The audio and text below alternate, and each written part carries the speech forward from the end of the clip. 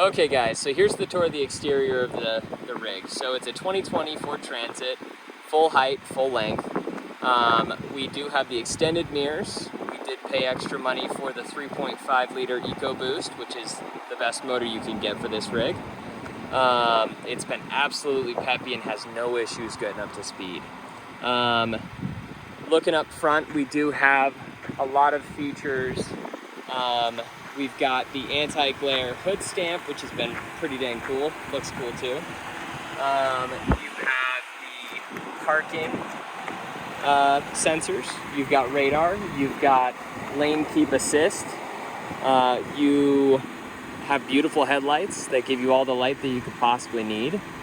And then working around the side, we have a view of the tires. Since this thing only has 5,000 miles, the tread is still quite thick. You've got a lot of aggressive tread. We've taken this thing off-road quite a bit, down Ranger roads. It's handled fantastically. That all-wheel drive really comes in handy. I want to open up the side door. We bought something aftermarket that's really, really cool for it. It'll come with this bug net, which magnetizes to the actual car itself.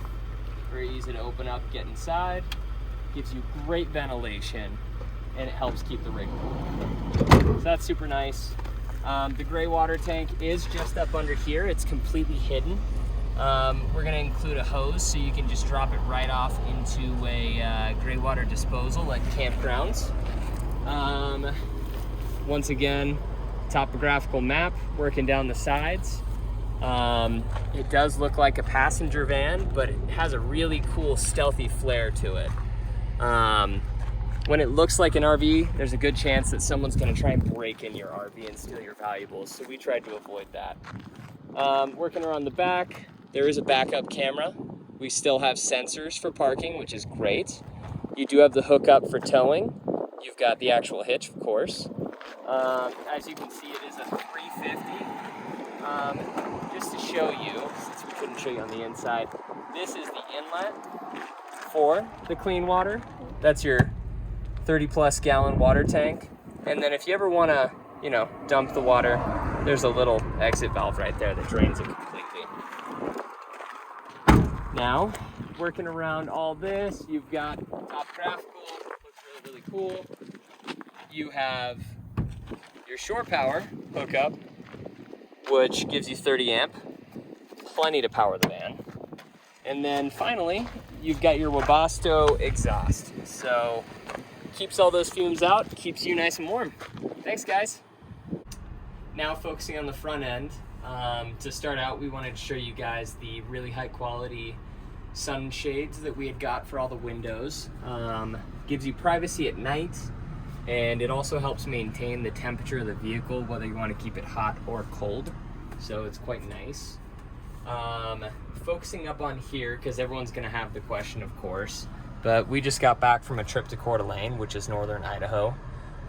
We got an average of 15.3 miles per gallon. That was over 1,000 miles, so we figured it'd be a really good gauge. Truck is running fantastically. So getting into here, you've got a great entertainment center, nice little screen. You've got a lot of controls. Obviously you've got navigation, which is really, really nice on long road trips to not have like a cell phone that you've got clipped on your dash. You can access your phone, your audio, and then of course you're going to be able to adjust settings and different things like that. So that's really nice, very comprehensive. This is going to be more of your front camera, so very nice for parking. And if you're doing like slow off-roading type stuff, it gives you a third view, which is pretty cool. You've got your auto start shut off, just your standard shifter. As you can see, there is a lot of storage up above. You've got some plugins up here on the left, and you're also going to be dealing with a lot of plugins down below. So you're gonna have like your cigarette lighter type plug-in. You're gonna have another USB here. You're gonna have an AC hookup right there for like a standard plug-in for a laptop. Emergency brake. This seat, as you'll see later, is a pivoting seat. You've got a glove box, which is nice and deep. And then you also have the trailer braking system, 4 auxiliary switches, which we left open. So if you want to add exterior lighting or light bars, etc., that's totally up to you. Getting into here, they give you lots of upper storage for documents or maps or whatever you want. You've got a good place for your sunglasses. It's quite deep on both sides. Very large sunshades or sun visors. And then we installed a large above cab shelf, which is out of the way getting in and out, but maximizes the space that you get above the cab that would normally be wasted. So yeah. So getting into the back, you do have one of your platforms that makes up the bed. It stores right here. It's got a nice track on the bottom. We have a fridge. It's 3.7 cubic feet. It does have a freezer compartment. Works fantastically. If you get up into here, you have a shoe drawer, which we've installed. So basically, you know, you don't have to keep your shoes all out in the open. You can just tuck them away underneath. That locks away like that. You get back into here, you've got storage galore. Lots of cabinets. They all have, what are they called? Yacht handles, I believe is what they're called. They're just locking handles. Anything that's more of a cabinet space like this, which down here we typically keep, you know, extras, but most important, the trash. We do have locking door mechanisms that basically will keep these guys shut. Very nice. So you do have a butcher board countertop. You've got a butcher board sink cover. You've got a very extendable sink nozzle, which is very nice. You know, say you want to rinse off your bikes outside, fill up a jug if you're going on a hike. You know, you've got your catch for your food down there, but it is a good size sink. We normally store this as we're driving, of course. Okay, getting back into here, this is what our control panel is basically. So this is going to tell you like basics of voltage, you know, how your battery level's doing. This is for your vent fan. Once again, kind of a backup for your battery bank. Freshwater, gray water tank, which is underneath the rig. Nice little mountainscape. Up here in the front, cool little feature. We have the overhead lighting on top, the under-mounted cabinet lighting, and then an LED floor strip, which is kind of cool if you want to, you know, watch a movie at night, hang out, but not have a ton of light. And then all of these guys are dimmable. So when it gets nice and dark outside and you don't want a ton of light, you're just feeling like reading a book maybe, you can just tap them, hold them, they dim themselves. In this case, we'll leave the upper ones on. Okay, getting into, let's say, some of our bigger storage cabinets. All of these cabinets are on 100-pound slides, so they all carry quite a bit of weight. This one is about, if I remember right, 10 inches deep. Locking, like I said. Back behind this guy, we wanted it to be incognito, and that's part of the reason that this is kind of a strange shape for a cabinet. But in the back, we have a Webasto STC 2000 heater, which basically hooks right into the actual gas tank. And I mean, you can heat this thing in cold weather all day for less than a gallon of gas a day. So that's pretty fantastic. Here we do have the toilet cabinet, which we forgot to bring the toilet, so you'll have to excuse us. We'll take a picture later for you. So that just tucks away. It is a lock-up cabinet as well. Then again, more storage here. And then just to give you a basic idea of how our storage is up top, everything is locked in 4 positions. So basically, you lock in the back with these 2 2x4s, and then there's an additional 2 sets under these that lock into the ceiling. It's super sturdy, no vibration. We've got retention clips that clip in here, so there's no vibration as we drive down the road. just pop in, you're done. And then it is also got little struts, which has been nice. So before we get any farther, I would like to point out, and you might need to get an upper view, but really pretty ceiling that we took the time to make. You can get a nice view of the roof vent there. You come back down, we have a nice granite looking backsplash. They're all in the shape of mountains, which is pretty fun, both sides. And then you do have an induction cooktop. This one's fantastic. It's Furrion, really high quality brand, easy to work with. You've got the ability to adjust heat, temperature, you can time it, but it's also safe. Say you have pets, a lot of people like to have like cats or dogs.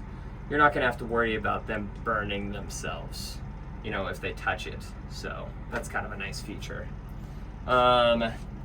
We do have AC hookup, of course.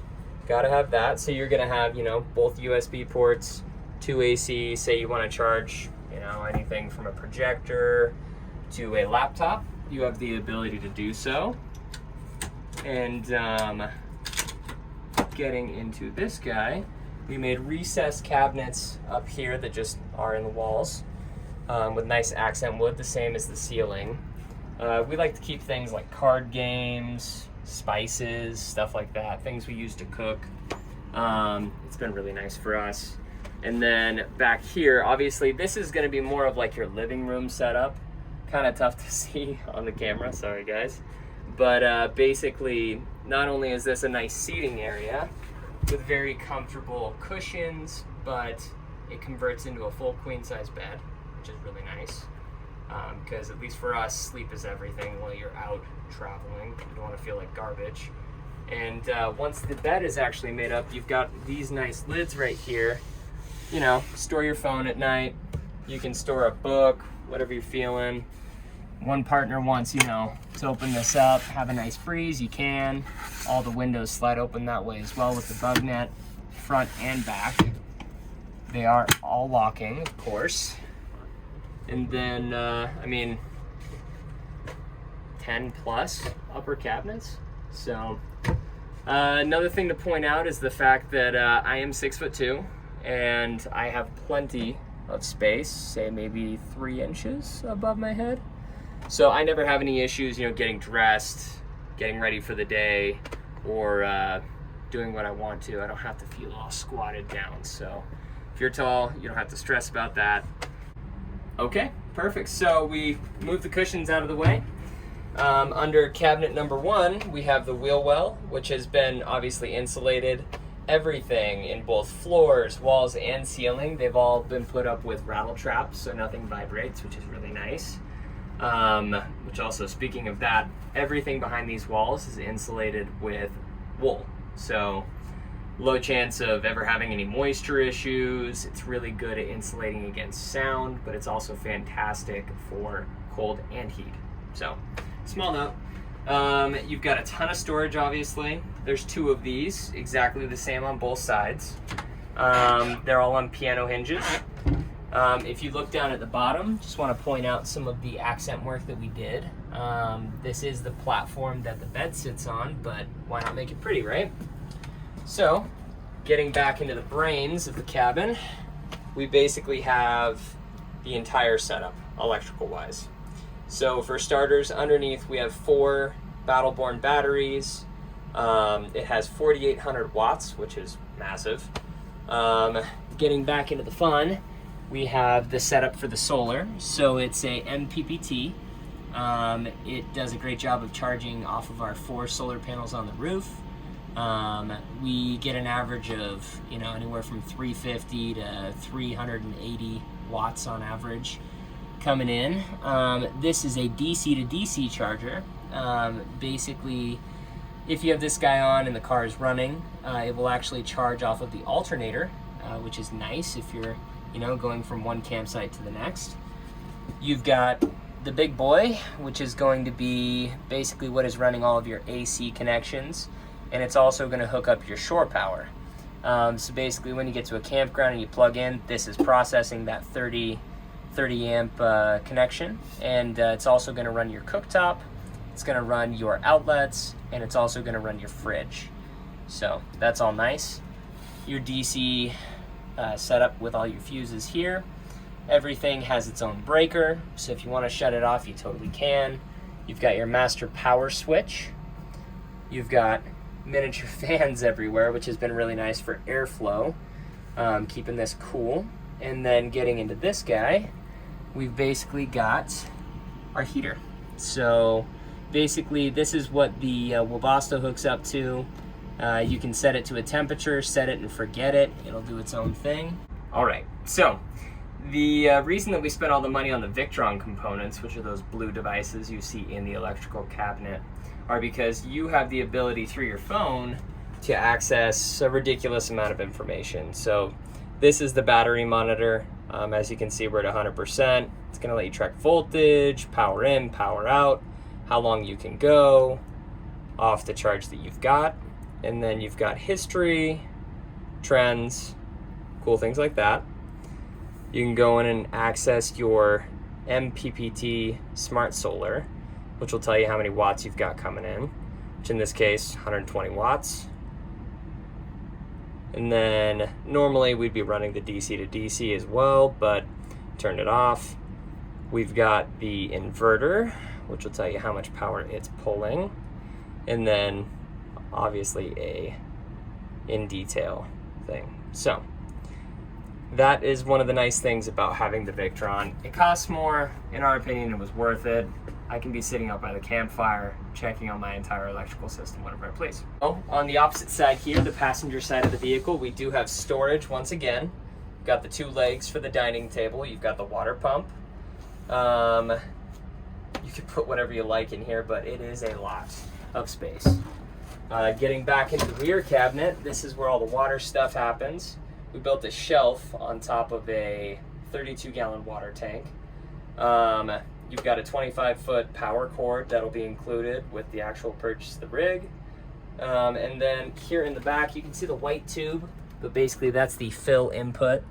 We wanted to have that on the inside so nothing would freeze or have any issues in the winter, because this is an all-seasons vehicle. So basically that kind of covers that.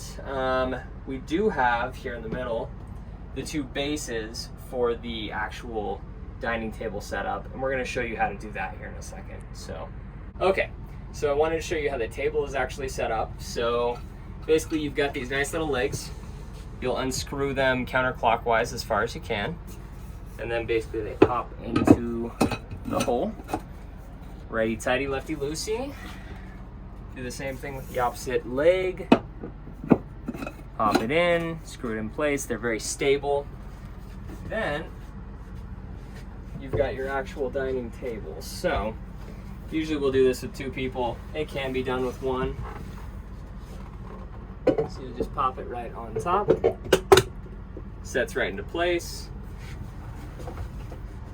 We've enjoyed a lot of card games with friends. It's nice to actually, not be in a tent when it's raining outside or super windy or cold or too hot. Gives you a good place to eat. You can open this bad boy up to views, like if you're at a beach overlooking a nice mountainscape. Like here even, you can see we've got a beautiful view of the Boise Valley. And then from here, we're gonna pause and then we'll show you how the bed is made. Okay. So the bed itself is made up of these two platforms, one being the one that'll store behind your driver's seat. It's the smaller of the 2. The second one being the dining table itself. They're both very sturdy and they sit along a track, which is actually on top of that little accent piece that we built in the hallway here. So to kind of give you an idea of how this works, basically we'll just pop it down. It's pretty dang simple. They're very tight fitting, which is nice because you don't feel any major cracks or nothing shifts apart as you're sleeping on it. But we'll put a fitted sheet over the top of this. You've got a queen size bed, and me being a 6'2" guy, I don't have any issues sleeping here. So yeah, it's worked out really, really nice. Okay, final thing I want to cover for you guys. These are removable covers. They are machine washable. We've done it a couple times. The bed is constructed of an 1.5" memory foam and a 4" high density. We wanted a solid middle ground between comfortable while sleeping and, you know, wouldn't sink in too deep while you're sitting on it. So that's been great for us. Makes a really nice platform for the bed.